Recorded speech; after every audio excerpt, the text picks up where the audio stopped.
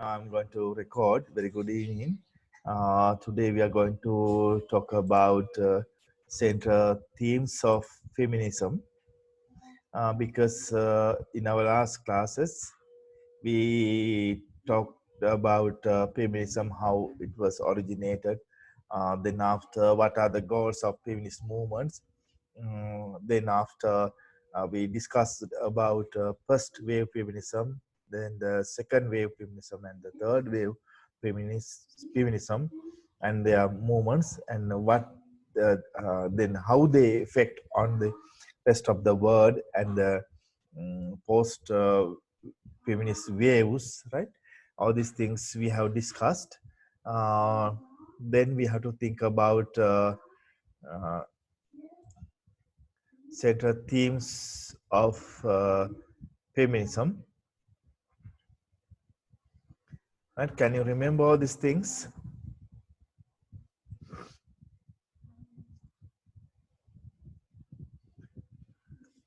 Central themes of feminism. Am I right? Senali? Hello? Can you hear me?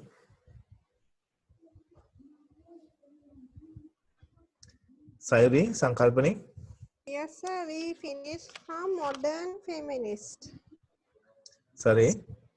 Hey, sir, we finished from modern feminist. Modern feminist light. Okay, then we discuss about, yeah, I can remember the public-private divide or divergences, Yes, then the yes, sir. patriarchy, then the difference between sex and gender, right? Yes, from here onwards, right? Modern feminism. Yes, yes, sir. Modern feminist.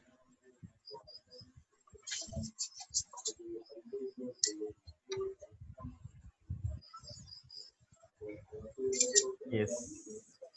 Thank you very much, Senali. Shall I start from here onwards? Okay, sir. So what we discussed, the difference between or divergences between public-private spheres or public-private divergences, right? Or public-private areas actually. So general perception, politics in the arena of public rather than the private life. Then an activity that take place within a public sphere of government institutions, political parties, pressure groups, at the elections, public debates and family life and other things are considered as personal things or personal life. So there's a difference. So I mean, there's two spheres actually, two areas in our life. It's called private life and public life, right? So that's the meaning of public-private divide. Public life and private life. So when we are talking about private matters, or sometimes the relationship between parents and children, husband and wife, then father and mother, and then also debate or arguments or quarrel between the family, I mean relatives, among the relatives, they are considered as private matters, right? How to build the house and how we can uh, live, what type of things we have to do, and all these things, whether sometimes they are related with public life, but the discussions and the matters are really confined to private life. So then it is considered as private matters. For example, think about there's an election, right? Uh, uh, there's an election. So then, obviously, there are some arguments going on inside the house. right? So there's some discussion, right? For example, father would prefer to vote for one party or one person. Think about the presidential election. Father would prefer to vote for one person, particular person. Then mother would like to vote for another person. Then the children would like to cast for another person. Grandma or grandmother, they would like to give their vote for another person. So then there is a debate about general or not the general presidential election, about the presidential election. That debate or discussion is going on inside the house, right? But the matter is quietly related with the thing which is outside, which is in outside. The matter which is quite related with a thing which is in outside. It is about presidential election. Though it is in public life, the discussions are going on uh, in our home, right? In a domestic sphere, then obviously it becomes a private case or private matter.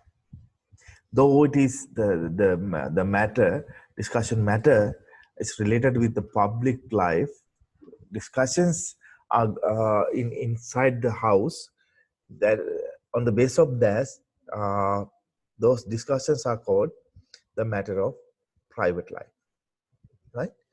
So we have this type of uh, limitations: public things, private things, public life, private life.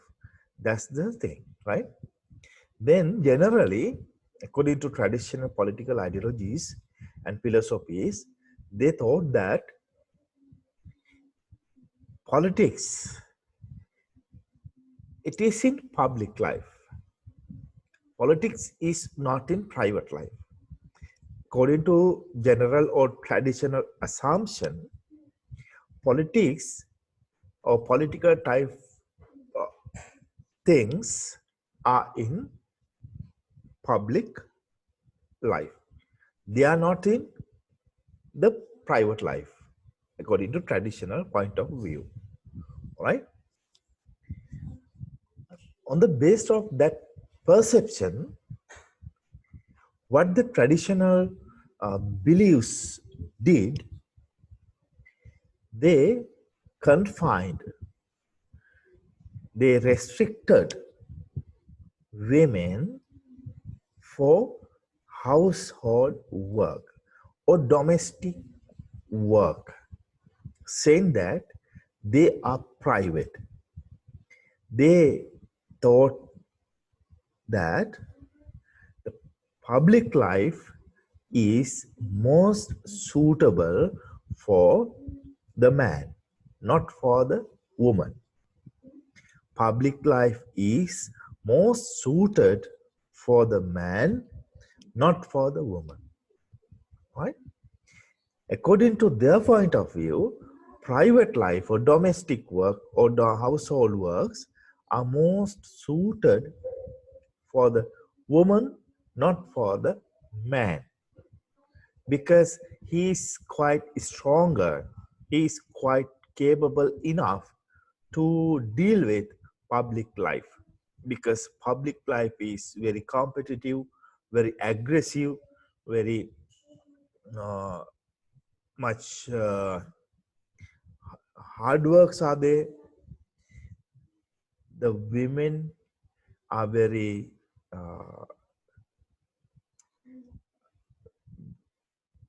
they're not quite capable enough to do such work in public sphere, so they are more suited to confine their household, to carry out domestic work according to traditional perspective, right?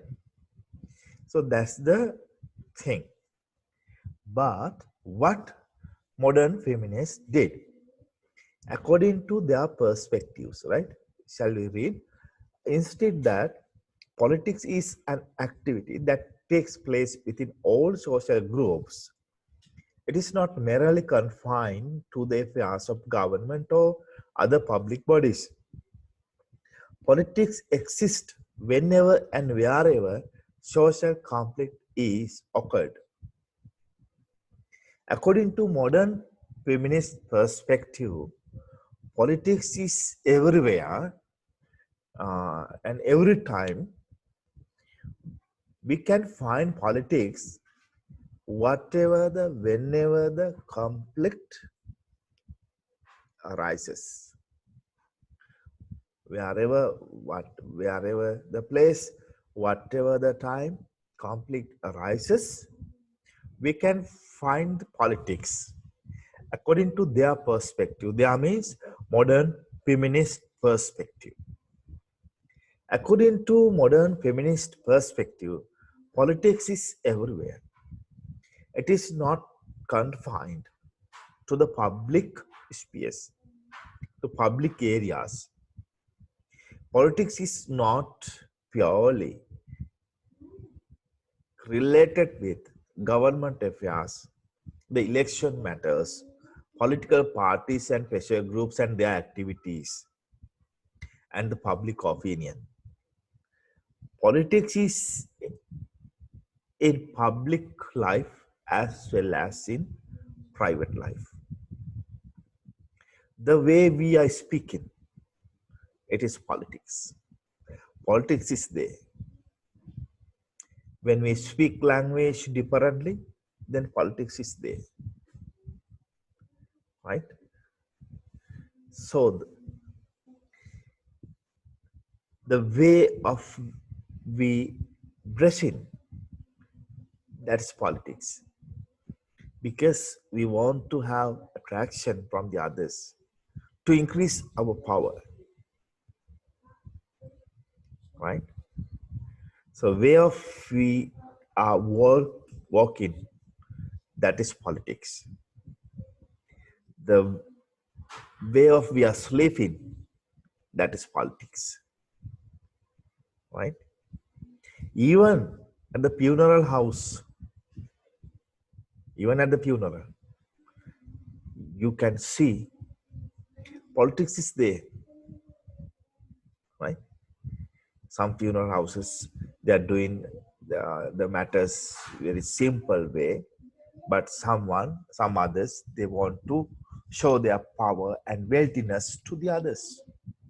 They just uh, do certain things to show their power and wealthiness to the others, social capital to the others, right? So then, when we're talking about all these things, they they are. It is obvious that's politics. Is it clear? So then, social conflicts are there, religious conflicts, violence. Then obviously, politics is there. Then when we can talk about domestic violence, the conflicts within household, conflict between husband and wife, conflict between parents and children, conflicts among the children, not a small one. I mean, protracted and long one, deeper one. So then we can identify those things as conflicts as well as politics, because whatever the place conflict arises, then politics is there. So modern feminist Kate Millett in 1970, she wrote a very precise book under the name of Sexual Politics in 1970. In that book, she defined politics as power structured relationships.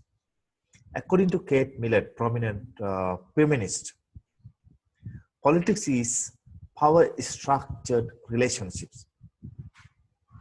According to her, the relationship between government and its citizen.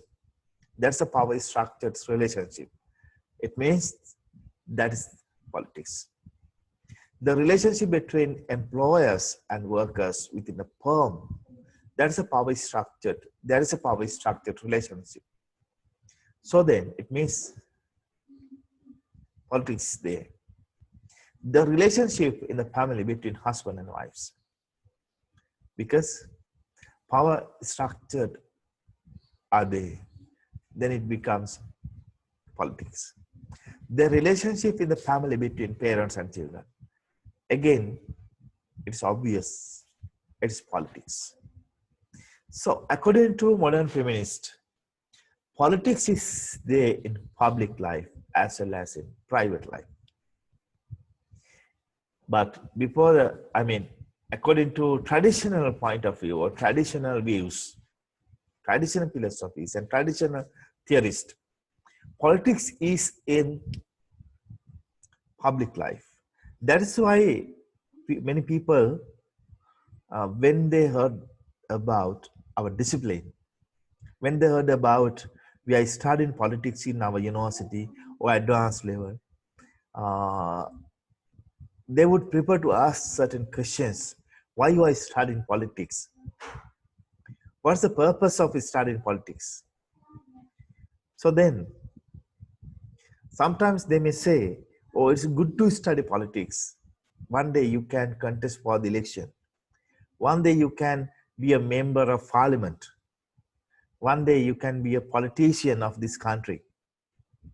They may say that type of uh, sentences according to their feelings, according to their understanding about learning or studying of the politics, right? I had my own experience. So once upon a time when I was at the University of Peradeniya, studying political science as an undergrad, I went to funeral house of my batchmate. She was attended to University of Brunei, but by unfortunately she was passed away due to very unpleasant situation. Then I went there to participate, to attend the funeral. Then her uncle was there. Then he knows about my background and my parents and relatives' background. So then at that time, at a glance, when he saw me at the funeral house, he just said that, oh, why you are not applying for ASP or SI post? Yeah, or why you are not applying for the what is called political uh, post? Why you are not contesting? Now you are studying political science, or according to your appearance, it is good to apply police post, police position, or doing politics. That's very good position for you. That's very it is very matching for you according to his words. That's how general people or lay people uh, understanding about studying politics, right? They thought that it is very suited to very big persons because it is in outside. Politics is not suitable for the uh, girls according, according to their perspective. But feminists, according to their point of view, politics is everywhere. Then men and women can do politics without having differences.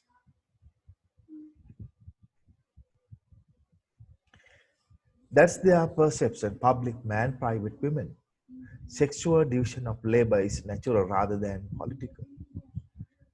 Jean B. Estein in 1981, public man, she wrote a book under the name of Public Man and Private Women. That's what I explained. Traditionally, the public sphere of life, politics, and work, art, and literature has been the pursuit of men. Women have been confined to an essentially private existence centered upon the family and domestic responsibilities. It means household work. But feminists, they do not like to accept the traditional views. According to their point of view, women can do private work as well as the public work because they are quite strong, quite capable enough to manage all these things. Feminists have therefore sought to break down the divide between public men and private women. They have not always agreed about what is mean to break down public-private divide, how it can be achieved, and how far it is desirable. However, within feminist perspective, I mean, among the feminists, there's no common agreement among them how they can break down this public-private divide, and also how women can achieve the place in public space. They have their own ideas, different ideas. According to radical feminists, the personal is the political, politics of everyday life. This is include the process of conditioning in the family, the distribution of housework, other domestic responsibilities, the politics of personal and sexual conduct, and all these things. According to radical, they are very much radical. Radical feminist. The personal is the political. They saw this issue through the lens of personal identity and psychology. Personal identity and psychology. According to their perspective, each and every matters of gender divisions are based on personal identity and psychology. Then they suggested to change the role in household, women and men's role in household,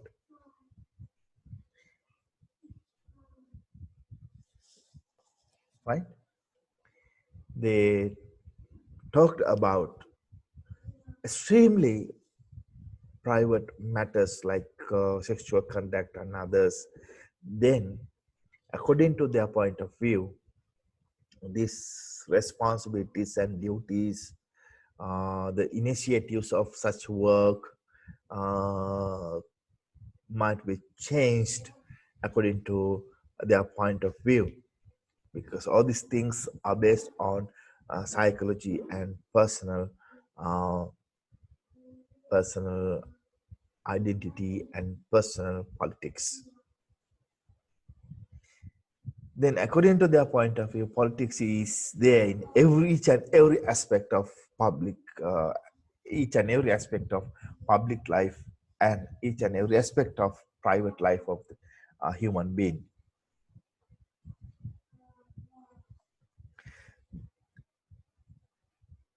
Some other feminists, according to their point of view, then uh, women are suffering inside the house because of their household work, domestic works, bearing children, sucking children, and all these things. According to their point of view, those responsibilities should transform to uh, the government. Means government institutions are needed to take care about those responsibilities. For example, like daycare centers. That's the first idea about this type of idea. Actually, the I mean, establishing daycare centers near to workplace was the idea of via Lenin and Rosa Luxemburg and Krupskaya in Russia, Lenin's wife. Actually, original idea was produced by the via Lenin, right? Uh, According to his point of view, the workers, women workers, they should have a right to take care about their children while they are working in workplace or factory or uh, other institution. So after that, many socialist and Western countries, they started to establish daycare centers to take care about children of their workers. That's how nursery schools, daycare centers emerged to take care about the children of workers.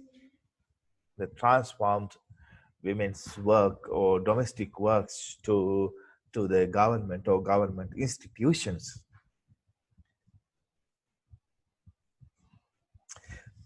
Then, according to liberal feminists, they also object or reject the public-private divide. It restricts women's access to the public sphere of education, work, and political life. Then they warn against the dangers of politicizing the private sphere. They admire personal choice and individual freedom. So no, they are not like radical feminist or socialist feminist.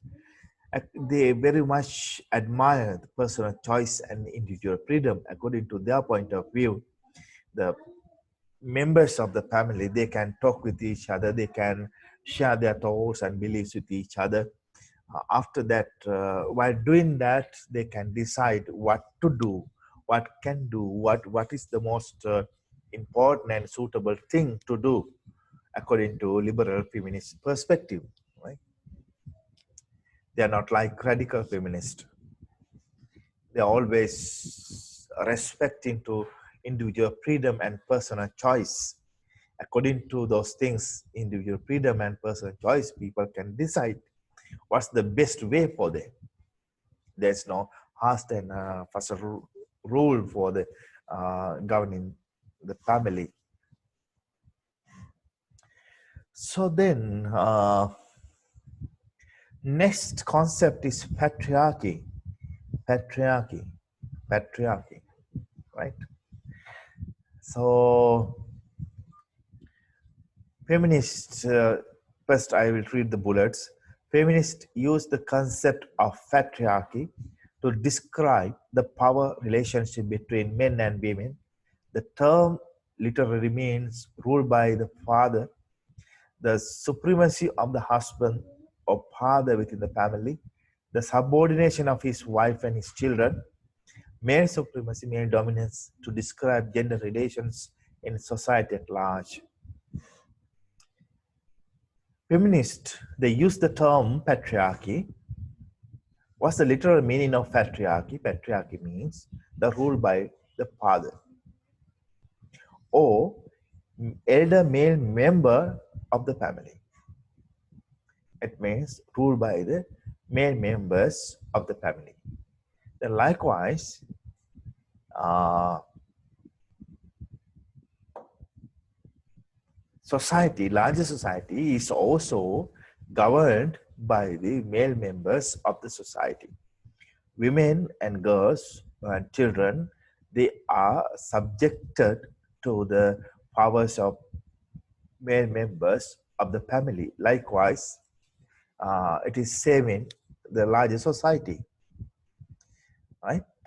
Male supremacy and male dominance are there within the family, and also it is same in society. In the societal level, uh, male members are being considered as more powerful, more stronger, more superior, more dominant than the uh, women and girls. They are considered as very weakened and very small, very very vulnerable, and also uh, it's easy to broken.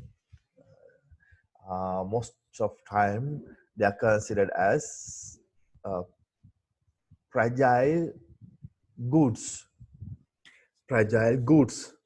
It means in singular, bidene sulu banda. The girls, they are considered as fragile goods, right? Bidene sulu banda. So that's why they are always advised by their parents and adults to behave this way, not to do that one, not to say that words, not to laugh in that much, right? There are many rules and regulations while they're living with family as well as in the society. So that's their pet in our traditional society.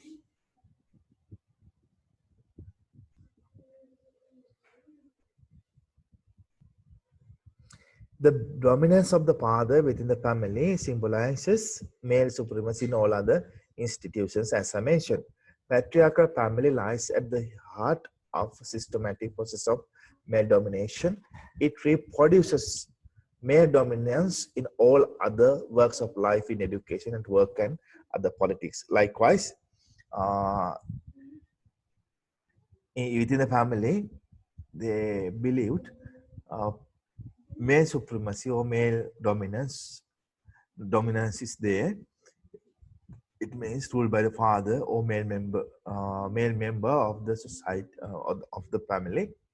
Likewise, the family members, when they're going to work or when they're going to learn or when they're going to do other works in larger society, the same thing is there.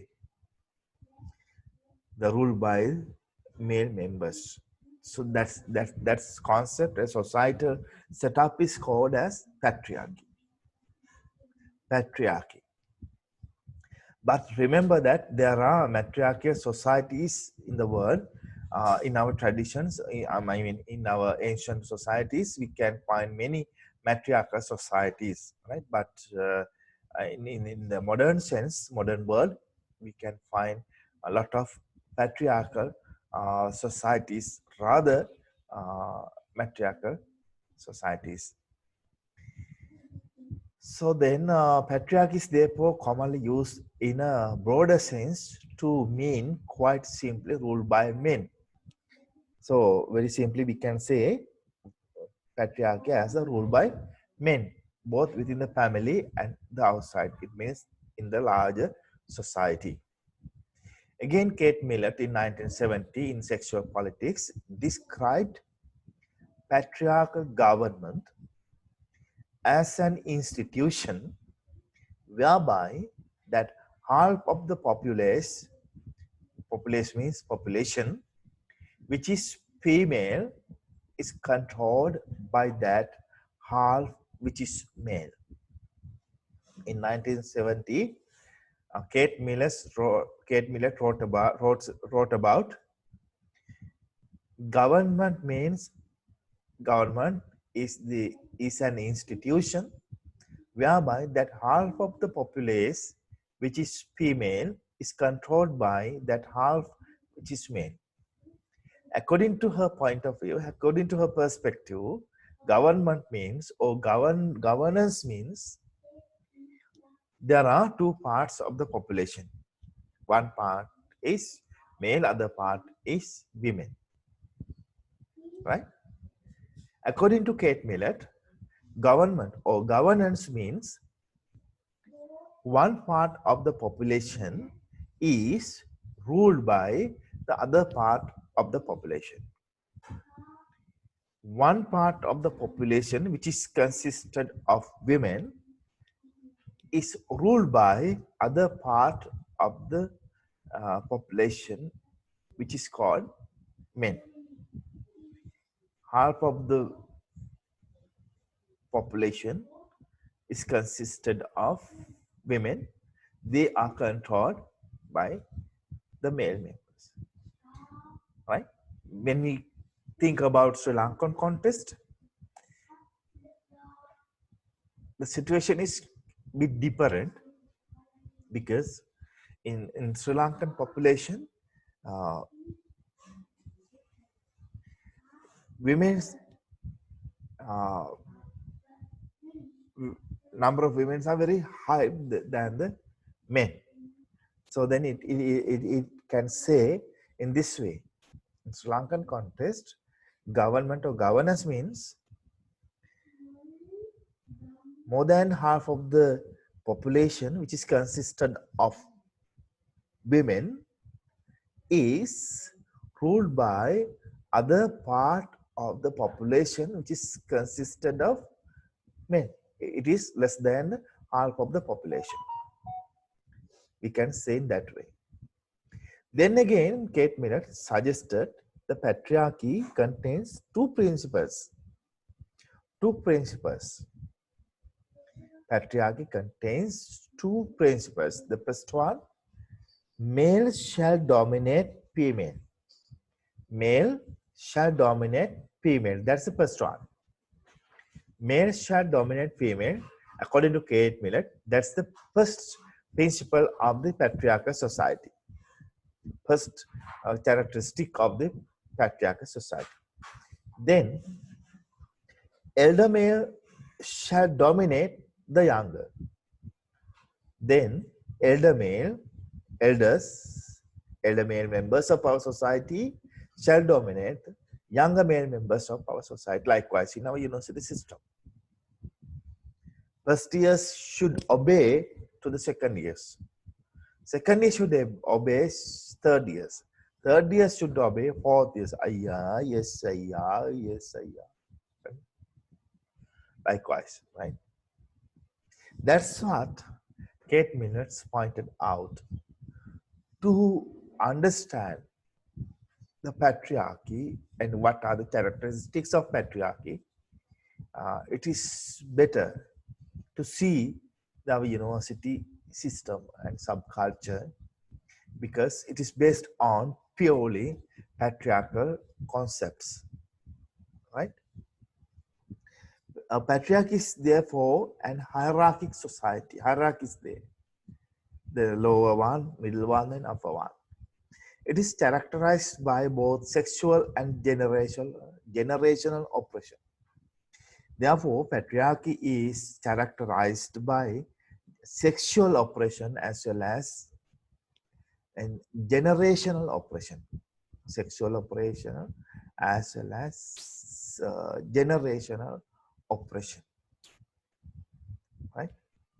So, any questions from your side? Any clarification? Any idea? Any comments? You can add something. Anything from your side? Can you understand clearly what I mean? What I am saying?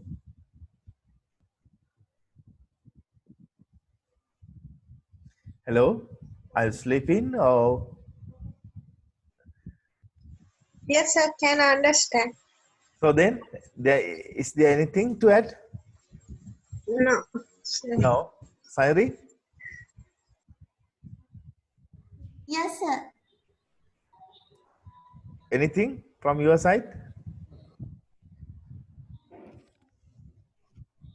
All clear, sir. Mohanambal?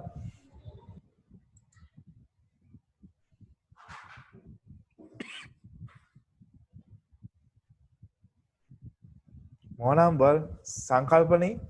Shamila? Sir, Yes, Shamila?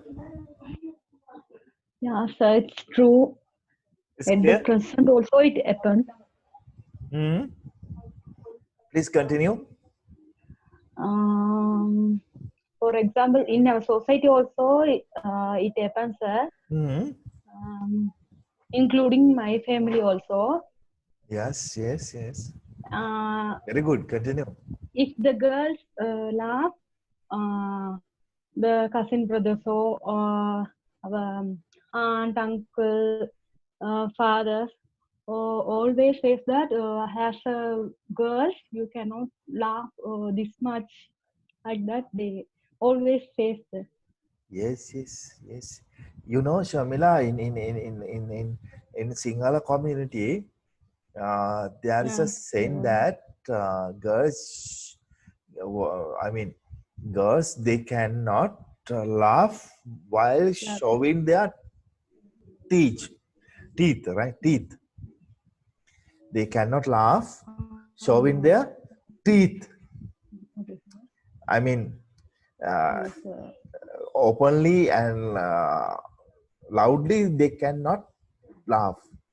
It is saying that in Sinhala, Okay. Sina nomasen desandakwa. Okay, sir. Yeah, yeah. Same in Hindu community, even in you are saying that in your home Yes, sir. it's very Yes, sir. difficult to laugh, right? It's very difficult to Yes, laugh sir. because male members in our house they are saying that, oh, Yes, sir. you are a girl, you cannot laugh in that way. Yeah. Yes, sir. Am I right? Yes, sir. Yeah, yeah. Yes, that's the situation. I think Sayuri and Sankalpani, they don't have that type of limitations. No, sir, and sometimes elders say don't talk too much. It's not good for the girl. Yeah, that's true. That's true. Don't talk too much. That's not good for girls. Don't wear this trouser. Don't wear this frock. Don't wear this way. Don't talk in that way, right? Don't talk with that person. Uh, Yeah, sir. Even we cannot. yes, Shamila. Yes, please. Yeah, sir. Even we cannot speak with the boys in town. In town. Yeah, if we see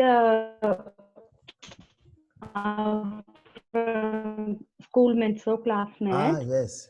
we cannot speak in somewhere or like that, sir. Oh my God, very very serious, no? So Yeah, when you go for a town to buy or to do something, then if you met your classmate or schoolmate, so yeah, sir. if it is a boy member, a boy, Yeah, sir. so then you Yes, cannot sir. talk with him, no? Yeah, sir. Oh my It God. means some people see that in another way. Sorry?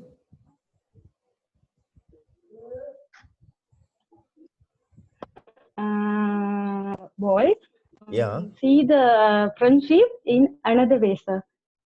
Okay. Yes, yes, yes, yes. If you go to the town and met Yeah, sir. classmate or schoolmate and you started to talking with him, then the others, Yeah, your sir. parents or your relatives or Yeah, the people, those who can see yeah, sir. your conversation, they misunderstood that Yeah, one, sir. right? Misunderstanding. Yeah, Yeah, sir. Yeah, sir. misunderstand that one.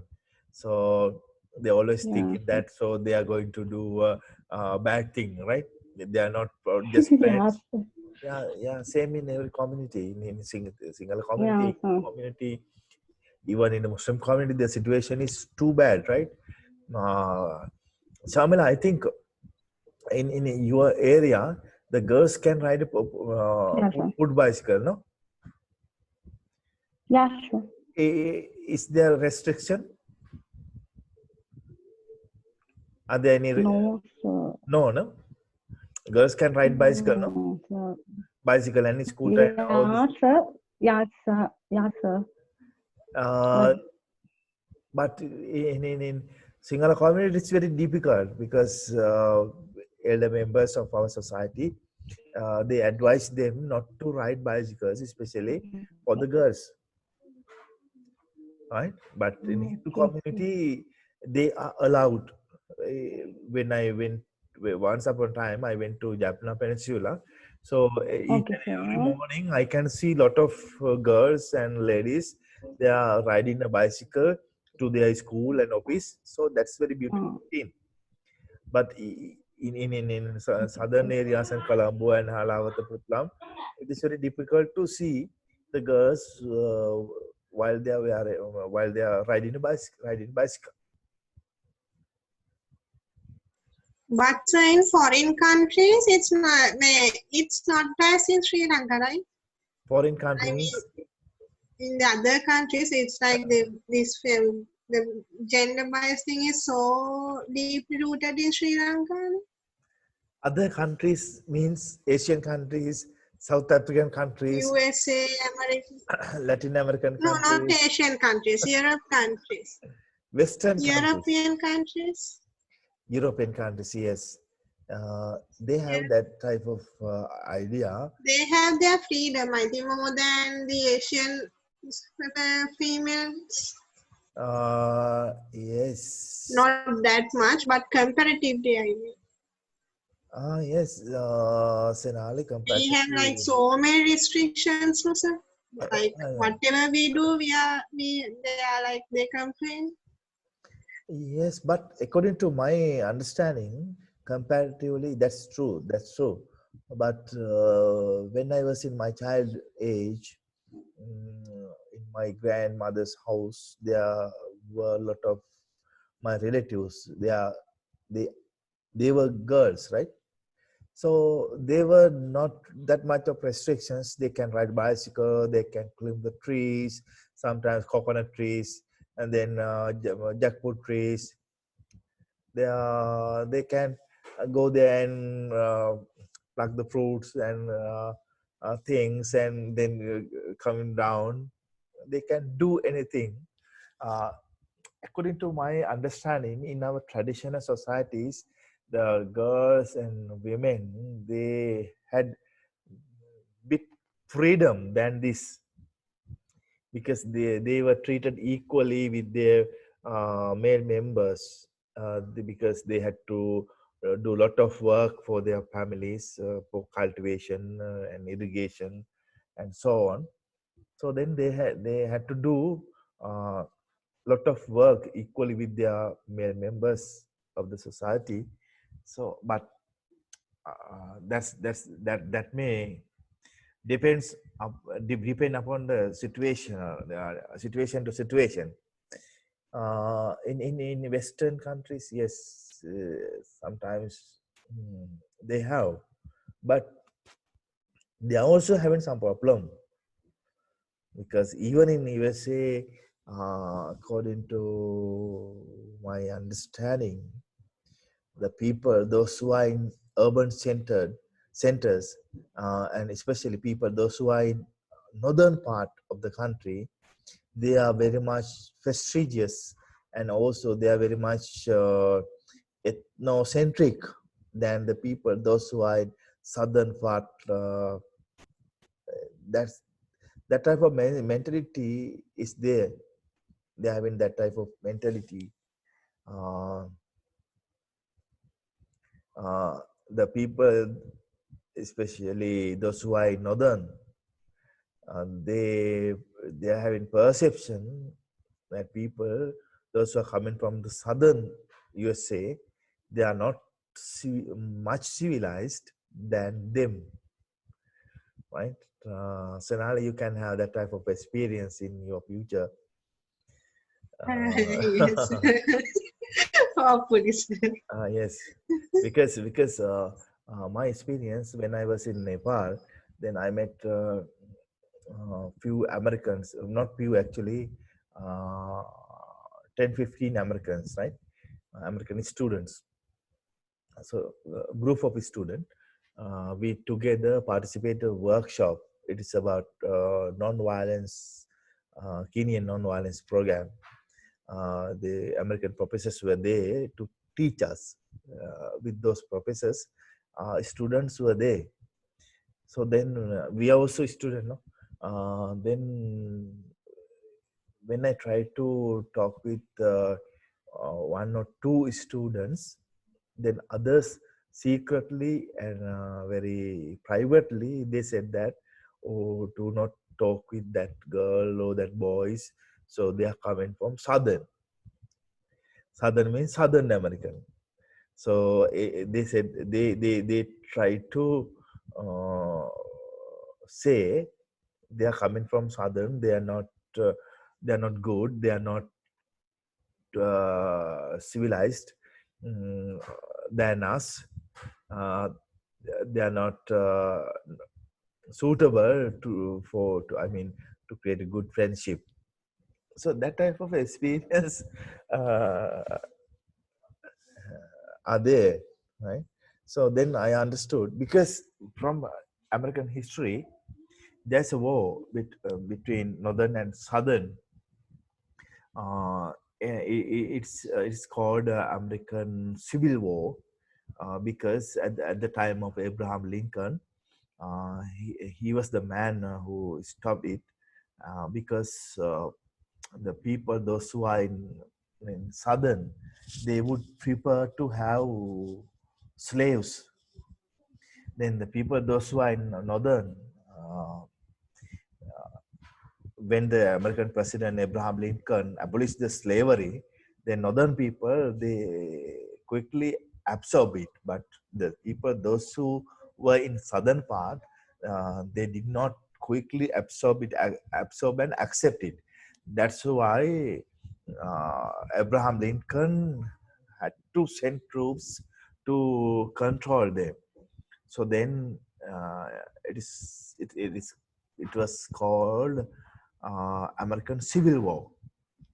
That type of mentality is there among their deep-rooted psyche. So if the time permits, those psyches are coming out. So that's the thing. Like uh, like our caste, it is in our mind, no? But some Asian countries are there. Openly, they are talking about our caste system, our caste. When they meet the friend, they ask, "What's your good name?" Right? Uh, so that's how.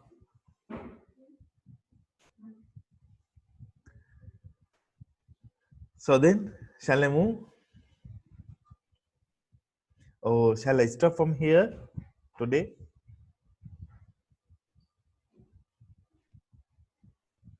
Now already 9.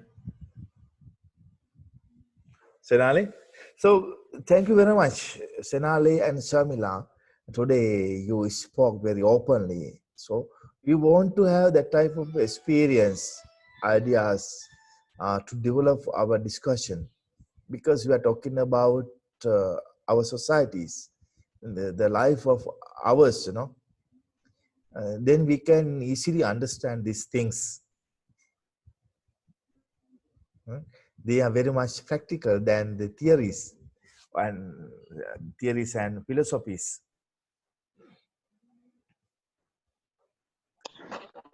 Sir, Yes, this. Sir Mohan Malaya. One Yes, question. yes. Monamba, please speak. Sir, do you accept the feminism or not, sir? Sorry. Do you accept the feminism or not? Oh, very. Oh, excellent question. I had ever my life. Right. Thank you very much, Monamba. Actually, I accept it, because that's the reality.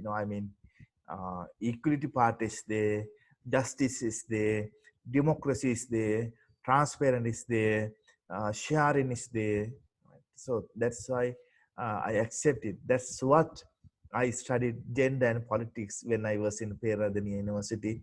My first book, and also my first, thesis uh, was also based on gender politics, women politics.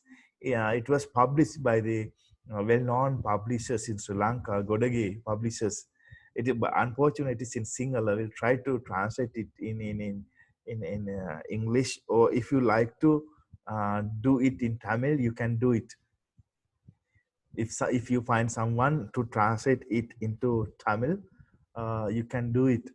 It's a very small one, but there are many suggestions to the government, political parties, and media institutions to develop women's uh, politics in local level, provincial level, national level, cabinet level, in media discussions, when we can see the media discussions, right?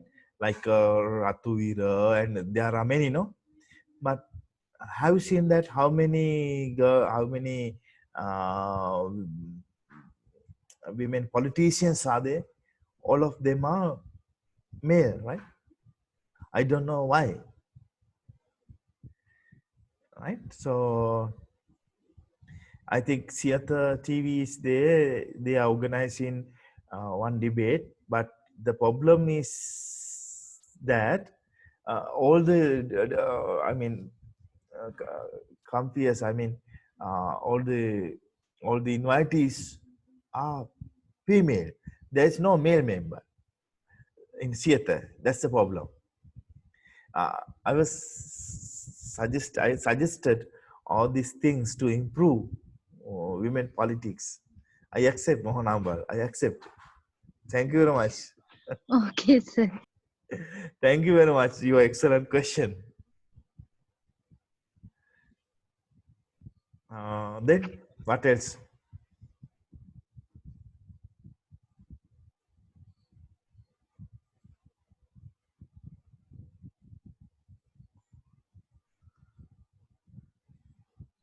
Hello.